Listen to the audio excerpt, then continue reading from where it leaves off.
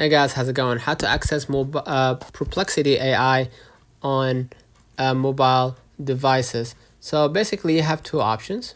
You can download the app from the App Store or Google Play. I'm only saying that because it's very limited, so some regions don't have that. But if you don't have that, don't worry about it. You can use the website, which is similar, very similar to the app. So basically you can go back to your screen and then use the website. Just type perplexity.ai, okay, and you can log in, or you can use it without the need to log in, right?